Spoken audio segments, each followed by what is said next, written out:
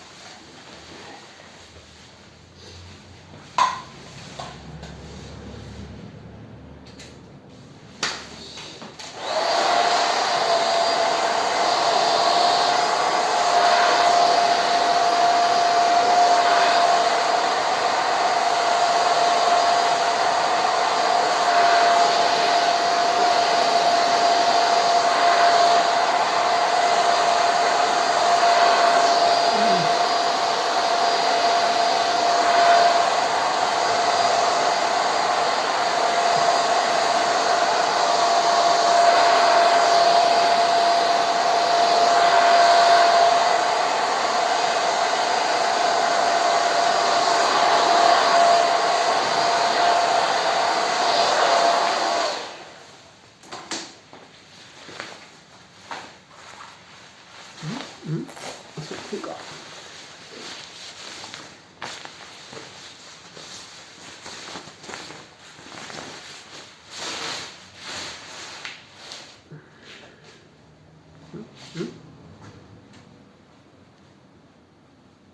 こうか。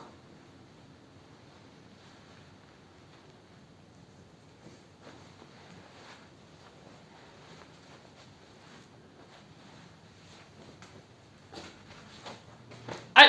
では全体見ていきます。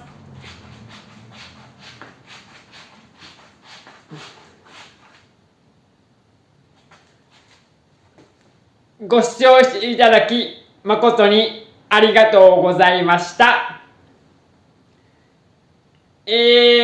私事ですが、9月20日、20日で48歳になりました。今年、48歳ということで、年金のことがちょっと気になりだして、国民年金と国民年金基金は払って、個人事業主ですので、払っているんです。それだけじゃちょっと老後の資金がちょっとやばいかなと思いまして、今年後半から、来年の前半あたりで、ちょっとまた投資を、再開しようと思っています。その時は、YouTube でご報告させていただきますので、よろしくお願いいたします。以上です。じゃあ、バイバーイ。